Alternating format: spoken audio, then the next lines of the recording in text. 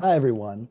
Thanks for joining the third episode of JFF's Building Equitable Pathways webinar series. If you would, take a look at the chat to see a link to our page that familiarizes you with the Building Equitable Pathways initiative.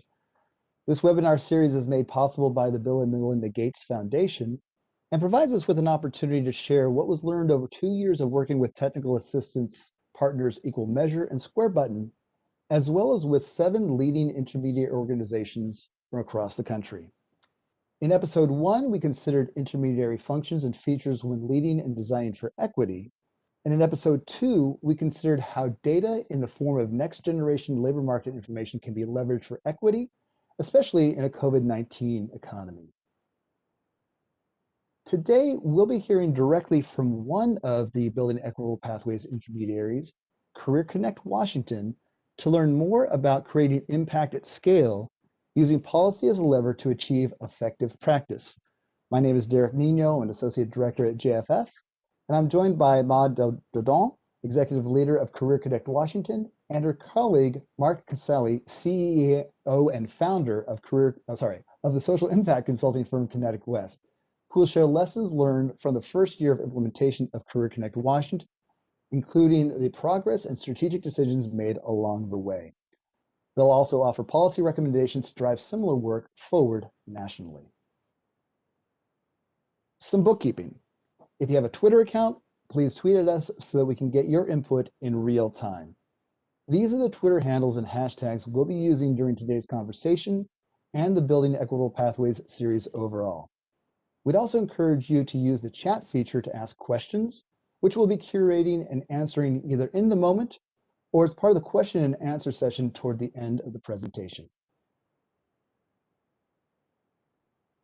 To help familiarize you with the chat feature, we invite you to share a bit more about yourself, your name, the organization you work with or for, and a question that brings you here today. Throughout the presentation, be sure to look to the chat for links to resources. So that you can follow along, we'll put a link to the deck for this presentation in the chat now. We'll also put a link to Career Connect Washington's website. We'd also invite you to visit the Building Equitable Pathways webinar series site to get the details for our next webinar, which will be Building Capacity for the Workforce of the Future, February 19th from 2 to 3 Eastern Time. And with that, I'll hand it over to Mark and Maud to better acquaint us with Career Connect Washington in general, and then more specifically help us to explore how policy can lead to practice in creating impact at scale. So with that, I will hand it over to Maud.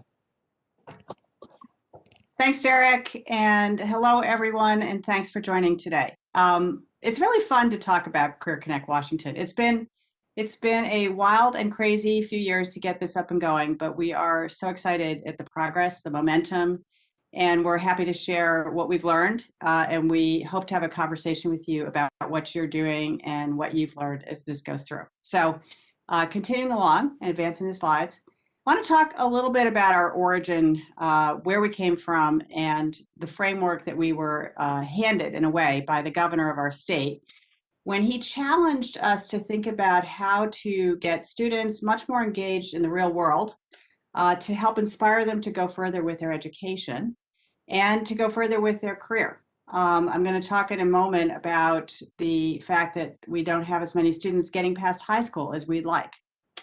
He saw this, he thought we have an economy that needs these folks, and we have a bunch of students that could go further and do better. So what do we do about that? And then we were handed a scope that said, look at kids up to age 29. Why up to age 29?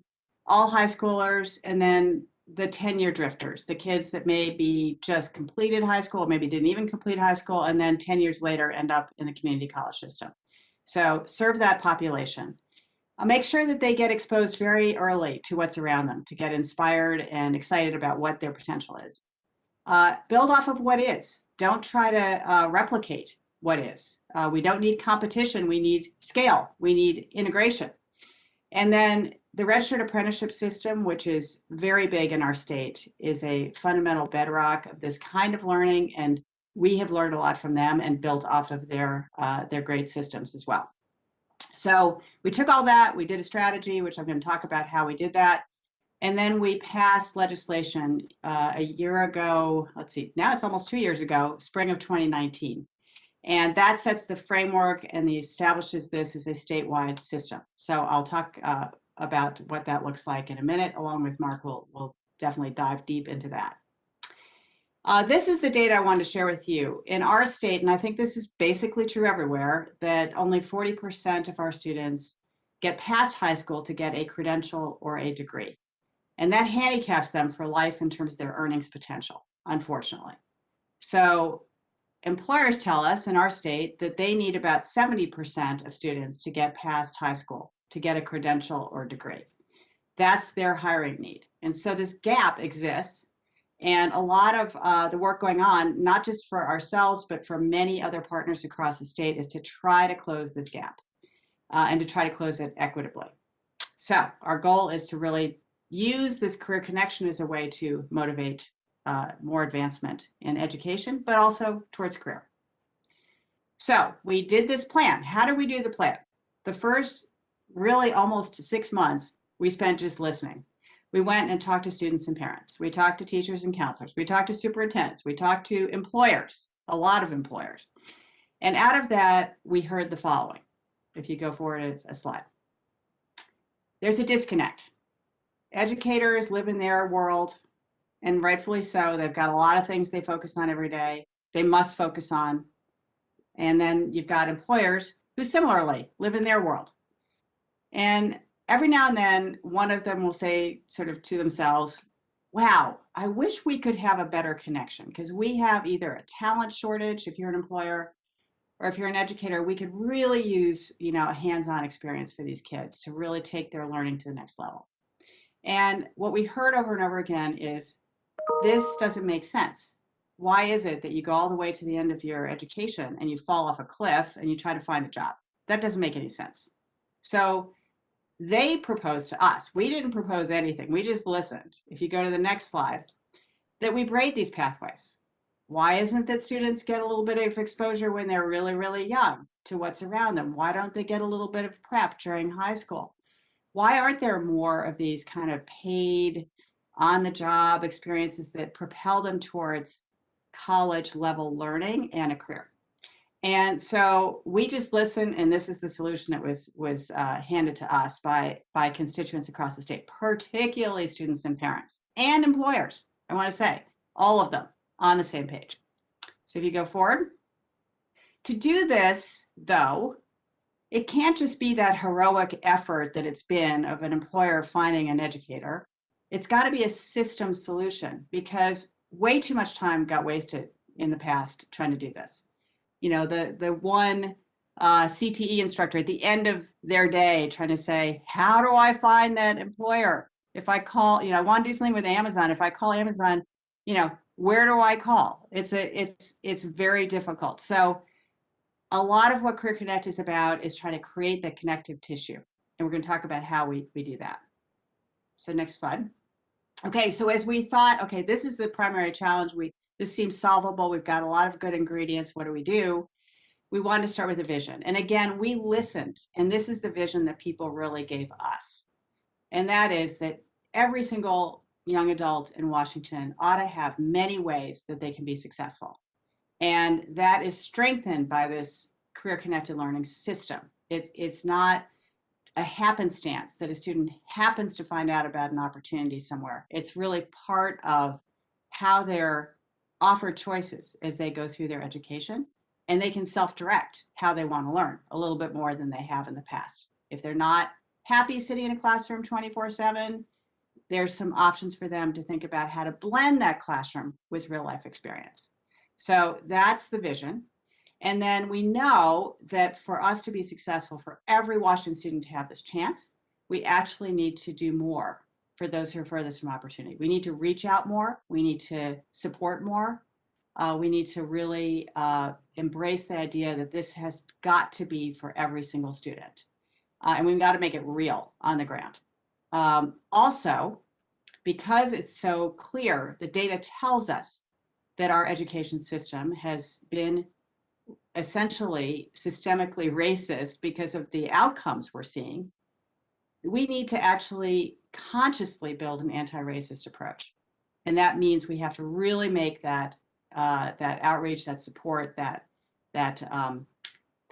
mentoring and so on very, very real for students who are furthest from opportunity. So I just want to emphasize that and underscore at the front end. Well, so we have these elements and we have to think about what do we do? And we had to think about what principles do we want to adhere to as we think about a system design. And I'm going to really take through these quickly, but they're really important and they do underscore as you're doing policy work, and I don't know if many of you are doing policy work, these kinds of things make a big difference. And you can articulate them and people can get on board with them, which is really important. So build it from the best, learn from the best, and try to aspire to the best. It has to be dynamic and innovative. It has to be responsive to the changing needs of employers because our workplace is changing so radically that to keep pace, it has to be very, very dynamic.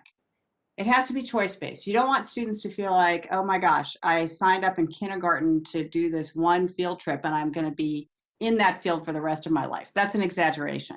But there is a lot of concern, even in high school, as they make a choice, as they're exiting. Am I stuck? If I do this thing, am I going to end up being that forever? And the answer has to be no. It's a great thing for you to do no matter what you choose to do because you advance your education and you advance your experience. And so both are really good for you. It's permeable. That is, it can be much more transferable and it's understood in a way which links to easy to navigate. It has a framework that is a common language. So today, people throw about internships, apprenticeships, job fairs, et cetera. What does that all look like in a system framework? So Mark's going to talk a lot about that. It has to be equitable. We talked a minute ago, and I wanted to underscore that point in particular. We stress it's and, not or. A lot of people look at anything that's vocational as oppositional to college. Like you are facing a choice. You either go on to college or you go into these work-based experiences. And we don't see it that way. We see it as a aligned approach. Theory at the post-secondary level, classroom-based, combined with real-life experience. And so it's not that choice. It's got to be equivalent to the academic journey to be legitimate for parents and students and for employers. So no lesser than, no, this is for kids that can't X, Y, Z. This is an equivalent academic, high-quality experience to the classroom. It has to be able to scale. So, these one-offy things are wonderful, but they can never serve every student. They're not big enough. And then a few things on the right, ROI for employers, driving force. If they don't feel this is valuable, there won't be experiences. So you got to make sure they are front and center and that you are building the skills and competencies they need as employers. And they define those things at the front end. It has to be high quality, I've mentioned.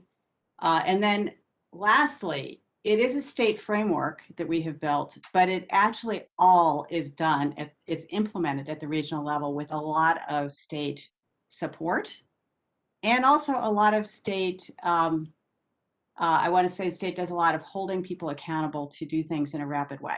So we'll talk about how that all works. Okay, so those are our principles and everything you see from here is adhering to these principles. So I just thought we'd be explicit. Okay, go forward. So putting it less wordy and wonky, but more into kind of the visual and image world, what we have in our state is a bunch of what we think of as wildflowers. That's the left-hand side of your slide. Great programs, flourishing, but serving maybe 6 students in one area. What we want is the Aspen Grove, a highly connected, beautiful ecosystem that under its roots is one gigantic plant that can be grown together. It's united. They learn, the trees actually support each other. We all learned that in the past few years. It's very cool. And that's what we're aspiring to do in Washington State. So I'm going to turn it over to Mark to talk about how we're actually doing it. Thank you, Maud. Hi, everybody. I just want to say, first of all, how honored we are to be part of this emerging movement around work-based learning and career-connected learning around the country. And picking up where Maud left off, I think one message we want to deliver to you all is, there are many ways to do this work, right? And our approach in Washington really fits the context of Washington. So hopefully you guys can take some lessons from this, but also know that the number one lesson we would give you is that your approach has to be context dependent. And as Maud mentioned, our context in Washington, when we started this work, was that in some ways we were program rich and sort of resource rich in some ways, but we were really systems poor. We didn't have that connective tissue that tied everyone together. And so what I'm going to talk about a little bit is how we created that in our approach to scale. And there's really two big themes that I'll give you. One is legislation. I think the power of legislation was kind of critical in our work. And the second is coalition building, which is the sort of softer, but in some ways more sustainable bedrock that goes underneath that legislation. So this slide is the first thing I'll talk about. This is common language. So it sounds simple. Let's get everyone around a definition of how we talk about programs together. But anyone who does this work around the country knows this is actually one of the hardest parts. So I think the centerpiece of our legislation that we got passed in 2019 was actually this framework and getting the language and definitions of a career-connected learning continuum embedded in our Washington state law. So the first step of the continuum is career explore. So that's early exposure opportunities like career fairs, worksite tours, et cetera. Then you go up to career prep. So that's career-specific instruction at a worksite or in a classroom, like an internship or a CTE program. Then you get all the way up to career launch, which is work-based learning. It's meaningful paid work experience that's attached to aligned classroom learning that results in a post-secondary credential and a competitive candidate for work. And that's inclusive of registered apprenticeship, but also invites others into the system as well, high quality work-based learning that happens in a community college system or a K-12 system. And so the thing I want to mention here is that if you do this work right and you create a good framework, this actually invites people into your system. So it gives other program builders a way to see themselves in your work and a way to map their work to different steps of the continuum, like explore, prep, and launch. And similarly, it invites employers in. For example, if an employer is doing something really strong in the career explore level, our gut instinct might be, hey, why not do an internship or why not do an apprenticeship? What we want to do is say, hey, what you're doing is great, it's fundamental. Now, how do we get you up this continuum to prep and launch? Derek, next slide. So the second important piece of legislation is actually the funding that came with our Career Connect Washington bill. So I think we all know that one of the great things about the work we do is that it allows us to braid many different sources of funding, and depending on the funding source, there's different purposes for that funding and different ways to use that. I think we would say, philanthropic funding is critical, allows us to be nimble and dynamic and try new things.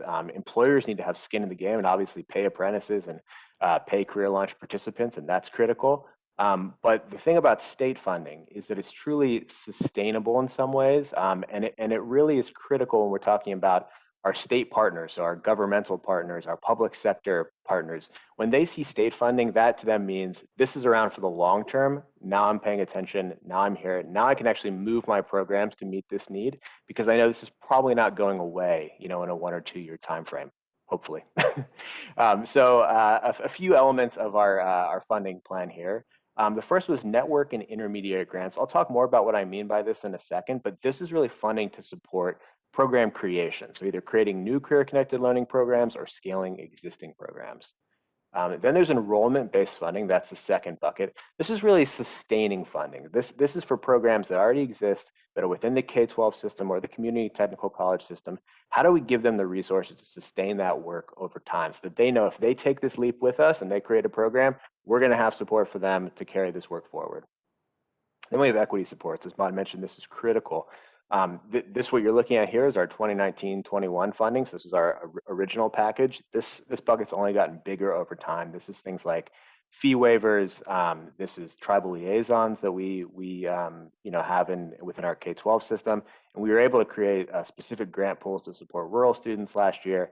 This is something we keep building upon. Then you have system startup funding. So this is really infrastructure. This is what you need, hopefully one time or not something that's perpetual. But that gets some of the key elements of a system in place to start. So these are things like data, a directory of programs, course equivalencies, et cetera. And then finally, supported programs is kind of a catch-all for other great work within the system that was supporting career-connected learning. Okay, so maybe the final really important piece to highlight within the legislation was a quality control mechanism. So as I mentioned before, career launch is the kind of top of our continuum. It is the highest quality, work-based learning, most intensive piece of this. Again, it is meaningful paid work experience with aligned classroom learning that results in a competitive candidate for work and a credential beyond a high school diploma. And as I mentioned on the previous slide, there's significant funding attached to programs that pass this quality threshold. So with that, we needed to create a mechanism for determining how a program met that bar. So the important thing here is that if we're talking about programs that meet the need of employers, we need to have employers at the table as part of this process. And so rather than create an input-based system where we're focused solely on, hey, meet this definition, check the box, it's good. We actually have a monthly process where we bring together members of the employer community, members of our education system, members of our labor community in Washington, members of our Career Connect Washington team to review applications and endorse programs that meet this quality threshold. This allows us to be dynamic and innovative and make sure that all the programs that we endorse as career launch meet the bar set by employers and are equitable and serve our community. Next slide, Derek. Okay, now I'm going to talk to you guys a bit about coalition. I'll do a few slides here. So when we talk about coalition, I think the first and most important thing to note is that while there is a very small, and I'll talk about this in a slide, a small team at the state level that helps coordinate this work, the real work is being done in community. Okay, and this is done by regional networks and program intermediaries. So we have 9 regional networks throughout our state. A number of folks can play that role. We have chambers playing that role. We have CBOs. We have leaders from our education system playing that role. And their job is to convene. They set tables in their local regions of employers, of educators, of students, of families, and they surface the needs and challenges facing their community. And then they help fill those gaps and create new career-connected learning programs to meet those needs. I think if you asked a lot of people around our state who the lead for Career Connect Washington is, they wouldn't say Mark, they wouldn't say Maud, they would say whoever the regional network lead is. They'd say it's Sue Kane or it's Vicky Herdina. And that's great from our perspective because that makes this effort truly feel like it's locally driven. It's driven from the ground and not from Olympia, which is the capital of Washington, just in case folks don't know. We're on the call. Next is program intermediaries. Oh, sorry, Derek, just stick on that slide for 1 second. These are our program builders. So for those of you who do this work around the country, you know that it's not something you can really do off the side of your desk to create, career-connected learning programs and to create apprenticeships. This takes full-time effort, especially at the beginning when we're really working deeply with employers to map skills and competencies, when we're working with our education system to figure out course equivalencies. This is a lot of work, right? So what we have here is a competitive grant program that goes out all around the state to different intermediaries who contract with the Career Connect Washington team to create new programs. That has been a huge mechanism for scale because it didn't require us at the state level to build a 20, 30, 40 person team to try to create 20 or 30 or 40 programs. We were able to contract with people around the state who already knew how to do this work, who already had relationships with employers, who already knew the education system, and all they needed was a framework and some support to get that done. And that has allowed us, we'll talk about this in a second, but to go from basically 0 programs to something like 50 in a year or so, which would have taken a tremendous resource build, from a state level to get there. So these are 2 really critical, I think, design principles when we talk about coalition. Derek can go to the next slide now. I promise I'll wrapping soon here. The next is the Career Connect Washington advisory team. So this is the statewide structure that I talked about that kind of knits everything together. So we have a very small statewide team of mostly consultants and a few leaders from other state agencies that help coordinate efforts. And they bring together stakeholders from different communities who really help drive the work. So on the left-hand side, we have our state agency partners. And sort of similarly, as I said, around the state, people might say, Vicky or Sue are the Career Connect Washington leads instead of Maud. I think people in these agencies would actually think that their Career Connect Washington reps are the head of Career Connect Washington. So they would say it's Carly, it's Becky from OSPI. It's Anna from the Employment Security Department. And again, that's great because that creates true buy-in. It's not some outside-in team trying to direct the efforts of state agencies. It's actually people embedded within those agencies that are driving the work. And that's just been incredibly important for us as we try to build something that's really sustaining and built for the long haul. And then just as important, we have, sorry, Derek, we're rambling here. Just as important, we have some outside-in mechanisms as well. This can't be something that's entirely owned by our state agencies. There needs to be a strong employer voice in this work. And so we have a table of business and philanthropic leaders who help drive the work convened by our state business roundtable. And they also drive a group of industry associations who help with that work, and our labor leaders convened by our state labor council. So really, it's a series of different coalition tables that build this work together, and not kind of a big outside-in team. I'm going to stop you for just a minute. We have an in the moment question that I'd love to ask you. By the way, like I'm going to school right now, and I've got Post-its, I've got this and that and the other. I don't mean to be meaning for anybody that's at home going to school, but I think I might know what it feels like. So I'm just sitting there going, keep talking. I keep talking. So my apologies. But we have an in the moment question. It's the ROI a driving force implies the ISA market may help subtly telegraph what field, major, and credentials mean economically. For instance, career awareness and incentive, net cost of pathways. Yes or no? Policy implications. Okay, so you're asking, this person is asking, go ahead and maybe you can restate the question, because I'm kind of. So if we were thinking about the return on investment, yeah, and is the market really telling you this is the field and this is the major and these are the credentials, what they mean economically, and build for that? So it's career awareness and incentive, net cost of pathways. What are the policy implications here? And so I'm wondering, I'm hoping that I'm capturing the question correctly, but the return on investment as a driving force. When I read something like that, I think about, well, we'll build locally because that's where you can get jobs, and this is where, but we really haven't looked at the labor market information. We don't know about growth, especially, we'll talk about this in a bit, in the COVID reality right now. So got it. In terms of like a return on investment being the driving force. Yep. Yeah, Mark, why don't do you want to take this one and talk about the enforcement process? And well, I mean, I see it in two ways. I mean, the first is we say you don't have registered apprenticeship, you don't have apprenticeship, you don't have career connected learning without employers.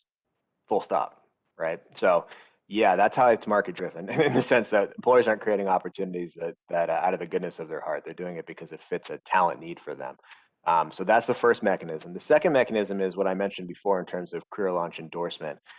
Employers have to certify that the programs that are meeting this bar truly prepare candidates for real work. And they do that by submitting letters of endorsement that we verify, and by employers themselves sitting on these panels that approve programs. So there's a huge kind of market test, I guess you could say, on the growth of Career Connect Washington. And this might add to it that the ISA that I skipped over was the income share agreement. So I don't know if that adds any kind of color to what you just said, or if there's a nuance. Income share agreement. Well, I'll tell you that employers pay wages. I mean, that's a guarantee, so that's their skin in the game, is that we, one thing we ask employers to do is hire students and support them. And we don't really ask them for too much more, honestly. We say we'll take care of the rest, either through philanthropy or state funding. But it's a non-negotiable for us that employers pay student wages. And staying on the top. Derek, one thing I would add to what Marcus said is it is a part of the process when the endorsement happens that job is on a high demand, high potential pathway. It's not, and there is a labor data look at that stage, and it's by the state agency folks that have a lot of knowledge, and it's tested with employers. So the employer guarantee that, or sort of interaction that Mark is talking about, is for this particular point in time, are they actually willing and are they committing to take students on site and do they buy into the curriculum that has been developed to do so? And we know that time is essential because it's going to shift in a year or two. And so we have also a re-upping element to the endorsement process that requires that to be current at the time that these students are being recruited. You know, we have all seen, I'm sure many people on this call have seen programs that were invented maybe 10 years ago where there's still an associate professor teaching that program, but the employer may have moved on or upgraded or changed their approach. And keeping that really alive is essential for the success of the student. So, and I would, last thing I'll say is that these experiences have now been created in our state in this past year across all the sectors of the economy. So they're not limited to any particular sector. And that has not been engineered by us. That's actually bubbling up through our, competitive process from people who are engaged in those sectors. So it tells us, as we knew at the front end, that we have gaps in talent across every single part of our economy. And COVID, yes, in some areas like hospitality is a good example. It's kind of gone into the basement.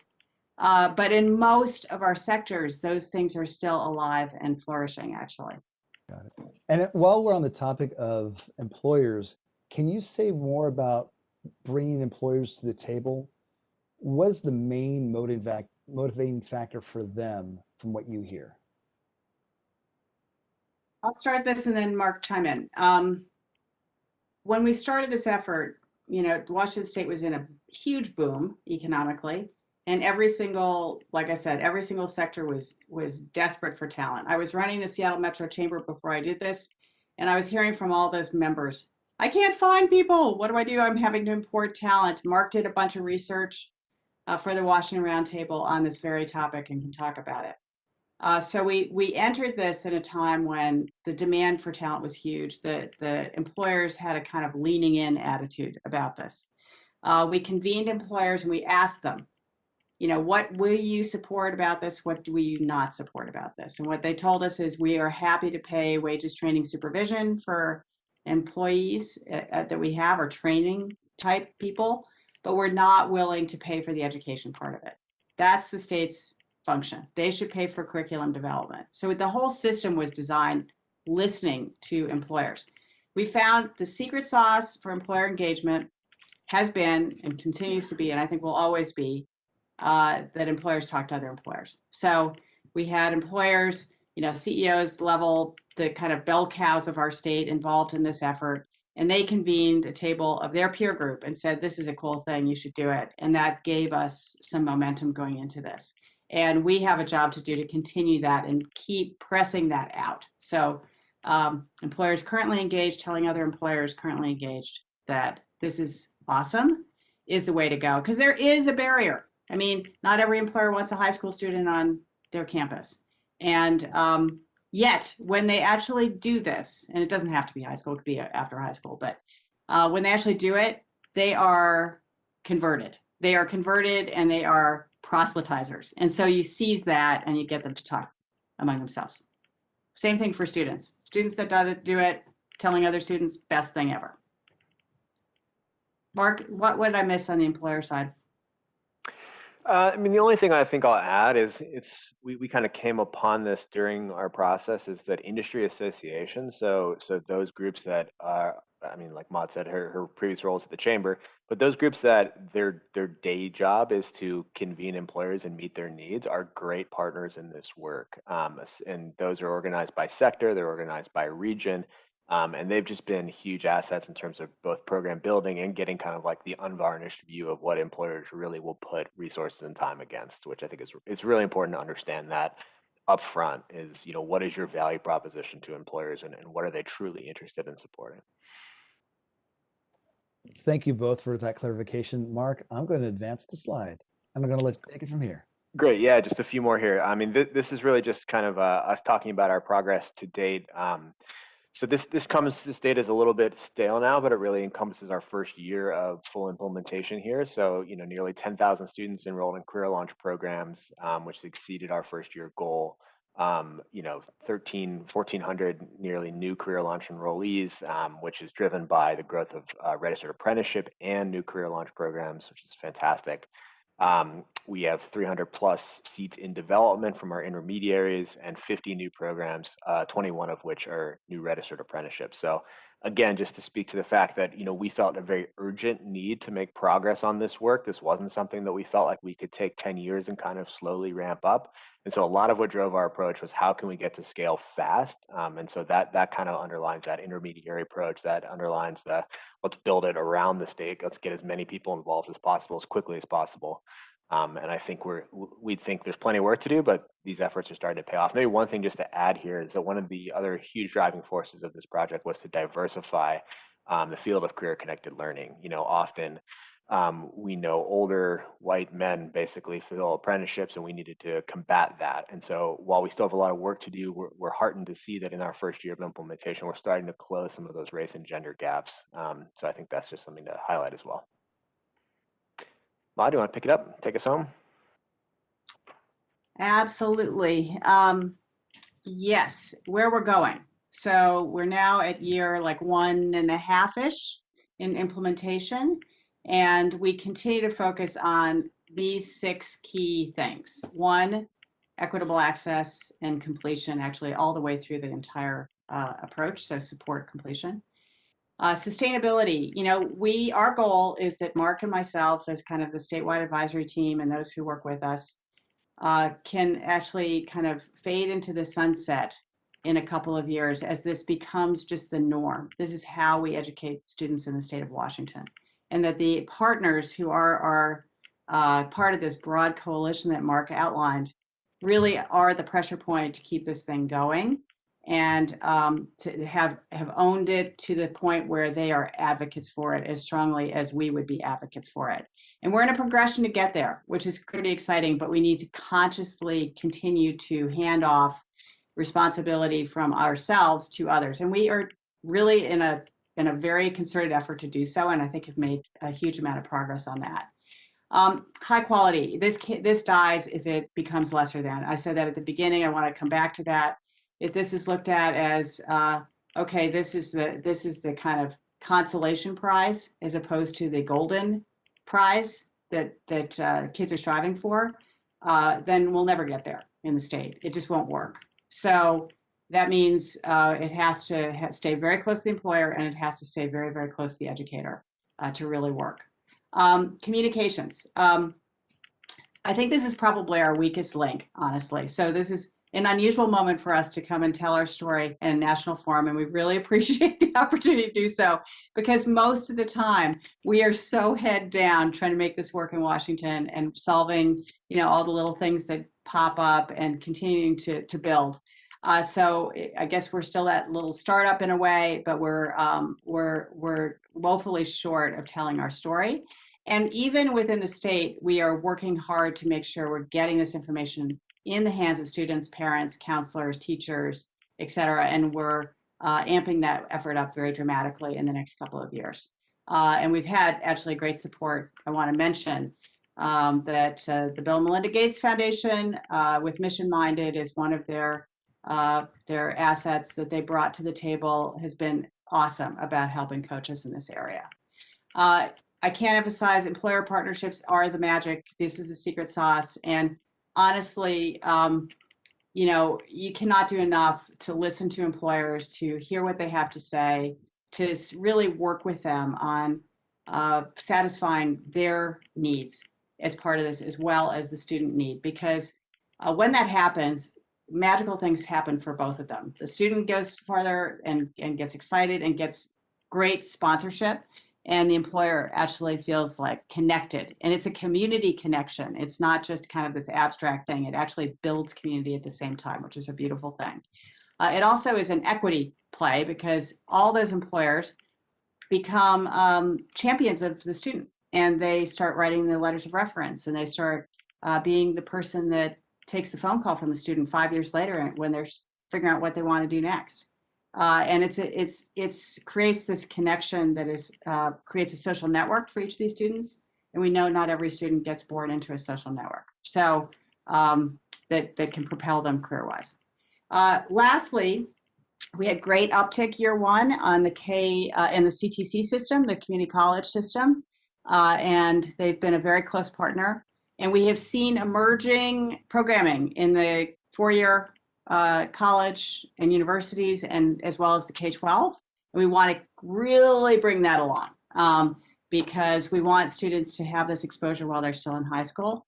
We also want it to be connected to programs and to career paths that are actually require a full-on college degree, as to show that it is the whole spectrum of everything from like an 18-month medical assistant experience all the way to becoming an electrical engineer. Or recently we created a data analyst role that is a 4-year college degree oriented, work-based program. So in any event, want to strengthen these areas. So lastly, ambitiously, when we passed the plan, when we talked about it with legislators, if we go forward, one more slide, Derek, we want to make sure in a decade, so this was started a year ago or so, by 2030, the class graduating from high school will, 100% of the students will have had Explore and Prep, and 60% will have chosen Career Launch as their path forward to college and career. Why do we think that's possible? Well, we think it's possible because we've done a lot of listening to students and a lot of listening to parents. And the demand for this far exceeds the supply, even despite our success in building programs in the first year.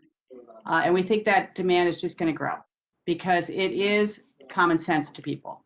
When you ask people in the state of Washington if they like this, 85% of them will say, this makes so much sense. The governor just told me as he ran for re-election here for his third term, he's one of the few third-term governors we've ever had. He said, the thing that I always get the biggest applause for is Career Connect Washington, because it makes sense to people. It doesn't matter if I'm in, rural aspects of the state, urban, people understand this and they think it's great for their kids. So we're just trying to respond to that demand, really, with this approach. So that's it from us, Derek. Well, we have plenty of questions, and I want to encourage everybody else who might have questions regarding this to please continue to put questions into the deck. But what you just finished up with regarding, there's a question regarding what are desired student outcomes for career launch programs? How do you measure? And can you help us with the thinking through that a bit? Mark, take it away. Yeah, well, I think it's embedded in the definition. It's a candidate that's ready for work, so a competitive candidate for a job, and it's a post-secondary credential. So that really lines up two potential outcomes for you as a student that goes through Career Launch. One is continue the work that you started, right? So the difference between an apprenticeship or Career Launch program and an internship is that you start with the job. You're doing the job from the beginning, and it's your right. If you're a qualified candidate, the employer wants to retain you to continue that work, and we think that's a great outcome. The second is to continue your post-secondary journey as well, and that could happen through a community college. It could happen through a 4-year college. This is about creating more choices for students. So we consider both of those a good outcome from Career Launch. I'll just pause there. I won't ramble too much. No rambling. I mean, this is exciting stuff. And for you to say, well, I've only been doing it a year and a half, I'm going like, oh, really? Like, this is just so much in that sort of amount of time. And so appreciate what you've been doing. We also had a question about maybe sort of a nuts and bolts approach, like how do students come to know about these opportunities? Are there programs that are inclusive for students with disabilities? And that last one about students with disabilities, I actually hear that quite a bit nationwide. I'm wondering if you could speak to that, please. I'll kick this one off and then Mark can join in. It is, how do they know about it? When we did our research way back and I talked about our strategy building, the number one thing we heard from parents and students was first, they loved it. And second of all, how the heck do I find these things was the second thing. And even when we surveyed counselors and teachers, they said the same thing. We love this. We know this is an important form of education, but we don't know where to find them. So a lot of the work we've been doing, and we've mentioned a couple times, building a directory of experiences, has been to try to get to enough scale that we have something to actually share back that shows people how to find these experiences. So now, on your smartphone or on your web, starting in March, you're going to have the ability as a young person to actually find it. And we're going to do a campaign that will hopefully get the word out to counselors, teachers, parents, et cetera, through not just us, but importantly, through all of our stakeholder partners. So we've talked about, we haven't shown you the logos of all the participants, but there are probably too many to fit on a slide, way too many. But all of them have the ability to host the directory where they are, so that where students already are going, where parents are already going, teachers, counselors, et cetera, there will be the resource there to share it. So that's just fundamentally important infrastructure. Add one thing to that, which is, as we talk about this, part of the reason we didn't use what I would call is more traditional language, like you could say it's explore, internship, apprenticeship. It's pretty close, right? We didn't say that because students have preconceived notions about what those things are that in some cases are not helpful to what we're trying to achieve. So in terms of getting the word out, the language you use as you talk about this is so critical. And for example, when we asked students, what is apprenticeship? Mark referenced this. They came back, we'd asked them to do clip art, and they clipped out white guys over the age of 50 with jackhammers. And that is part of what we do. We are all in on that part of career-connected learning. But it's not the only thing we do. We have students in research laboratories doing life science work. So, we've got the spectrum, IT people, et cetera. So communication, vitally important, getting the word out, vitally important, tools to do that, basic infrastructure important, reaching those communities, very important, and also resetting what this is with good language is important. Totally makes sense. Thank you for that. And Mark, did you want to field the programs that are inclusive for students with disabilities? Oh, yeah, sorry. Yeah, well, I can say it's a priority. I think we handle it in sort of two levels. One is that statewide, infrastructure as well, which is that core partners to us are our Department of Health and Human Services and our State Rehabilitation Council, and they hold us accountable to making sure that our programs, are available to as many students as possible and accessible. And then, as I said, we have a decentralized at some level approach to program creation, where we grant out programs or grants to support program creation.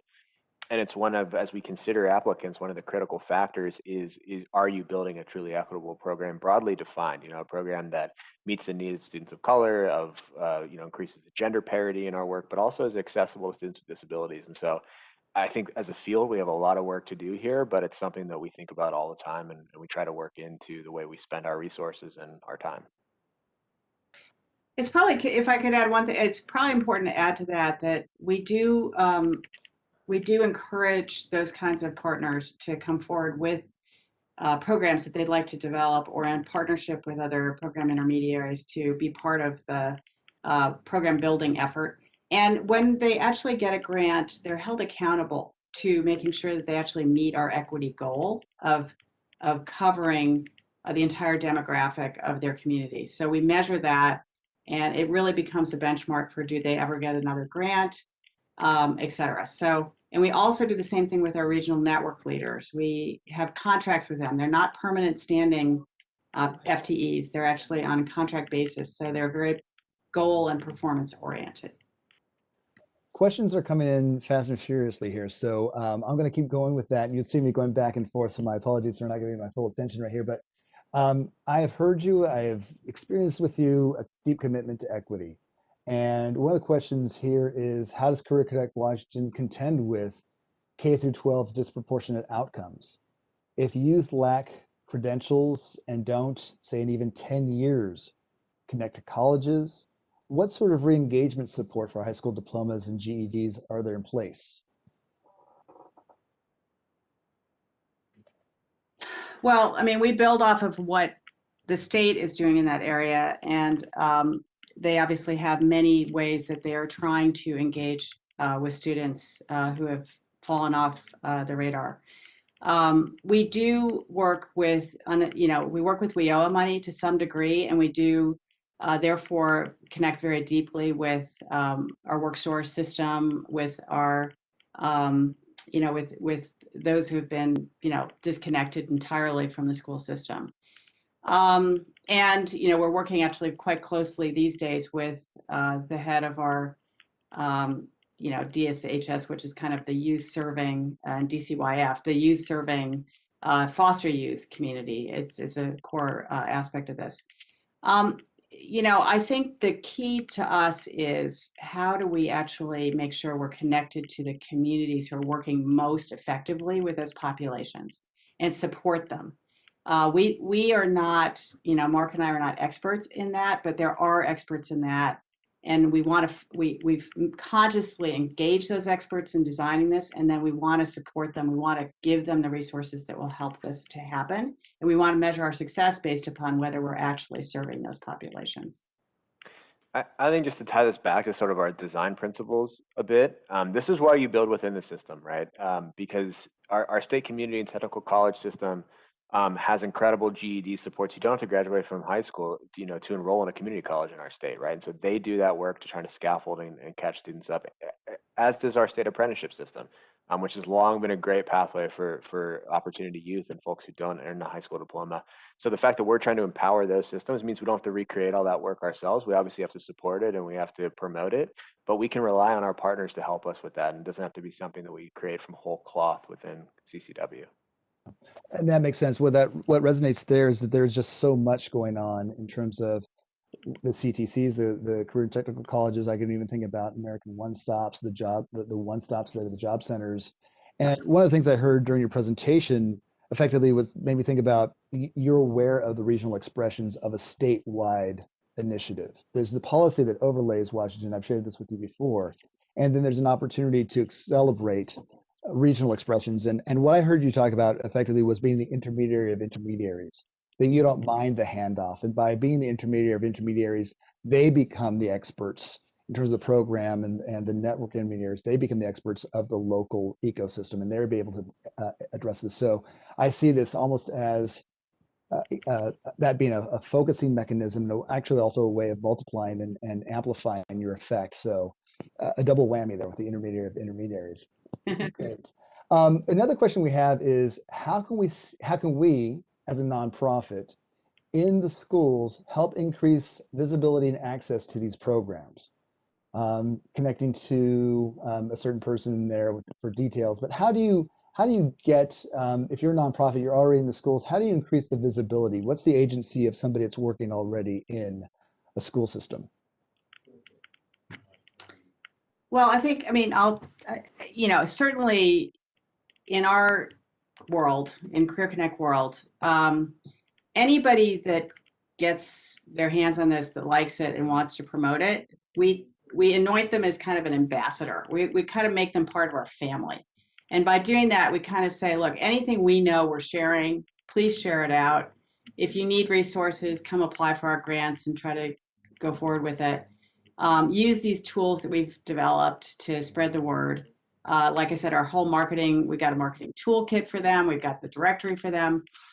So essentially, anything that we can do to make them more effective. We're giant, you said intermediary of intermediaries. I feel like we're capacity builders. We're just trying to build the muscle of all these players to the point where, we don't need to even do that anymore because they will be building it themselves. They'll be teaching their peers. They'll be, doing this work without us. We had a question regarding, and going back to the map that you shared, Mark, that nearly 10,000 students enrolled in career launch programs, which exceeded the first year goal.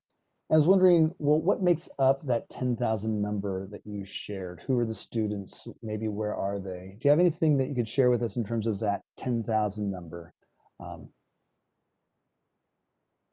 So we just have recently put a map on our website, so it was a lot of effort to do this work. So we have, if you go to our website, I'm sure the links are being dropped in right now. There's a program map, which is great. I will say that a lot of that number are registered apprenticeships, which is fantastic, and that's why again we build within the system. We're not trying to create an alternative to registered apprenticeships. We're trying to empower registered apprenticeships, and so I think that the growth of registered apprenticeships around the country, frankly, over the last few years has helped us get that number up. In terms of regional, dispersion, I think we have a pretty solid coverage around the state. We're always looking to increase that coverage. And yeah, I guess I'll just direct you guys to the map. I don't know, Maude, is there something else we can mention about who those 10,000 students are? Well, demographically, I think Mark hit this earlier. We have this objective of making sure they reflect the full demographic of their regions.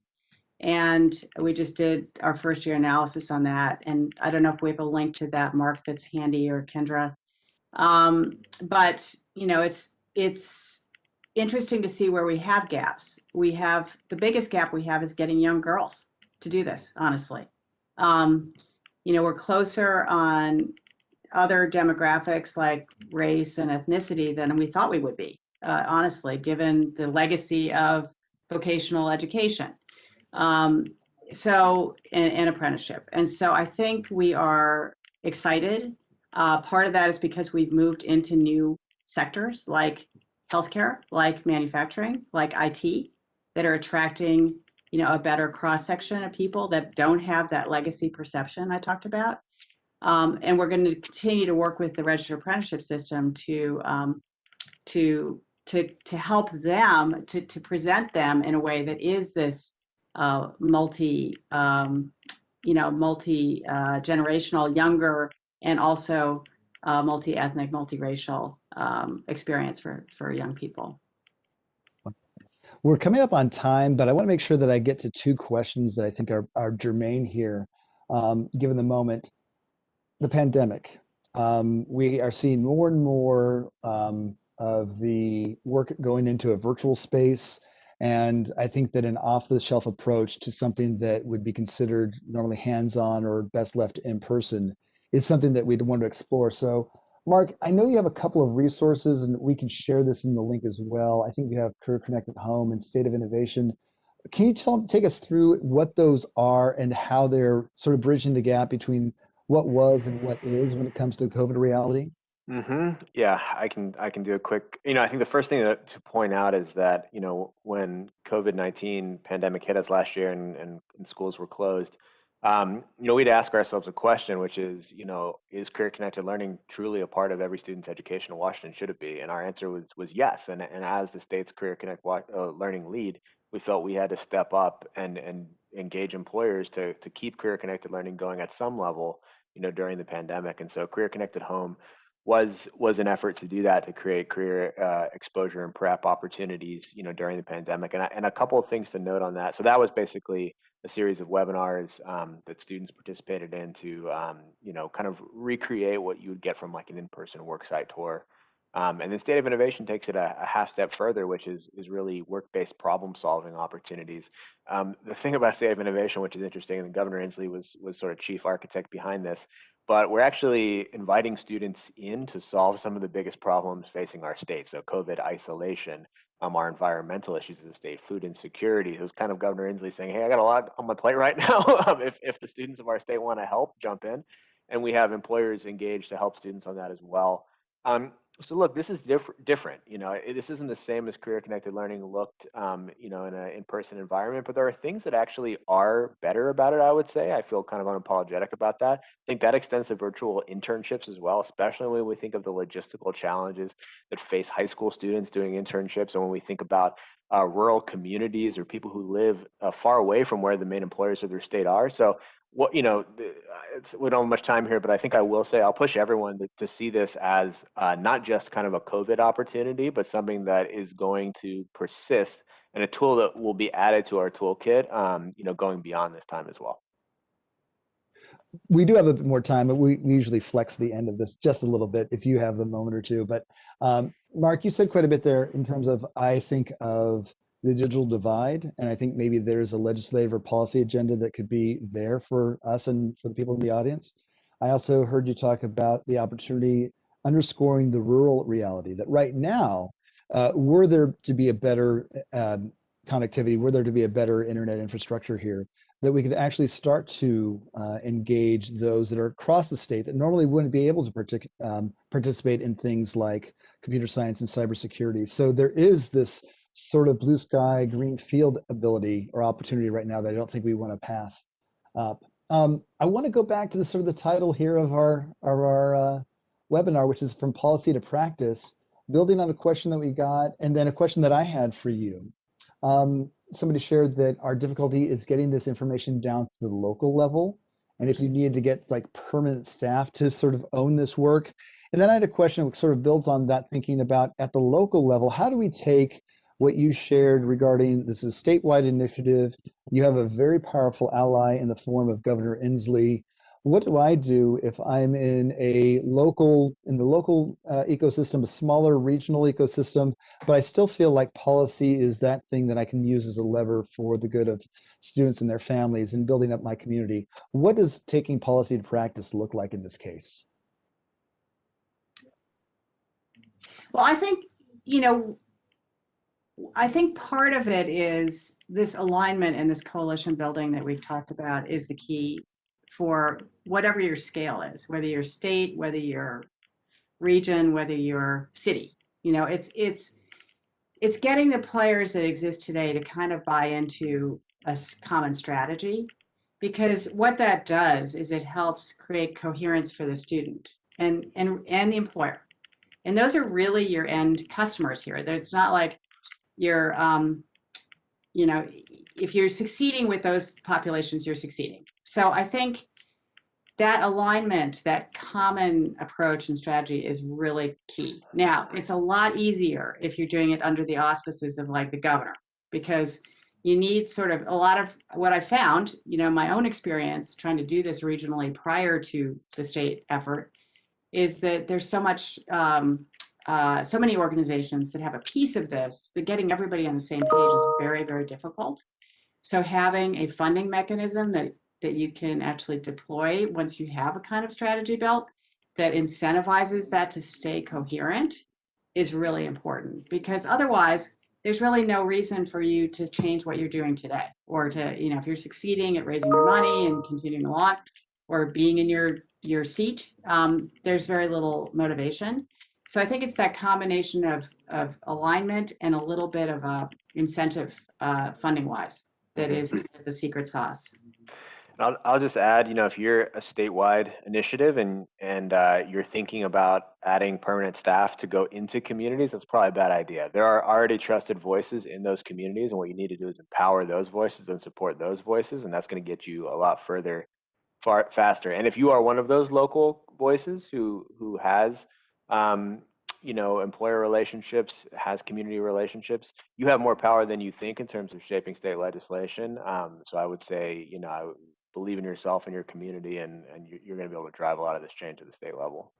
Yeah, and this is something that, Maud, I think you sort of teed up earlier, and you might have just said it here, that Career Connect Washington is not mutually exclusive from other initiatives, from local expressions for the good work that's happening on the ground. This is something that through policy creates this wonderful container that enables and amplifies the good work that's already happening in communities.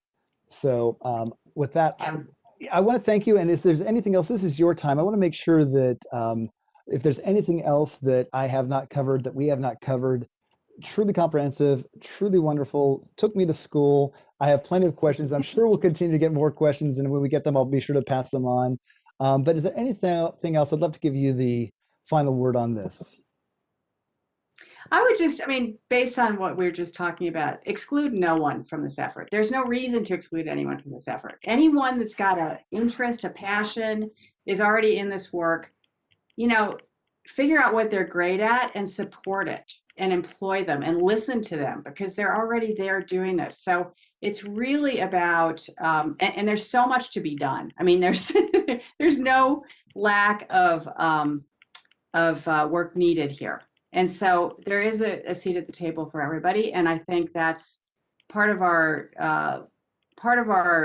speed and momentum comes from deploying what I call the committee of the willing, and just going as fast as we can to do this and having them tell the story to others.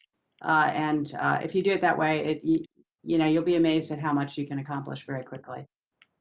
That's great. Well, Maud Dodon and Mark Casale, I want to thank both of you for being here with us today. And for everybody that's out there in the YouTube land and elsewhere, I want to remind you that we will have our fourth episode of the Building Equitable Pathways webinar series coming up on February 19th, 2 to 3 Eastern Time, where we'll be talking about building capacity for the workforce of the future. So we do hope that you will join us then. So again, Maud and Mark, really appreciate you taking the time to share with us Career Connect Washington. Thank you so much. Thanks, Derek. Take care. Thanks, Mark. Bye-bye. Bye.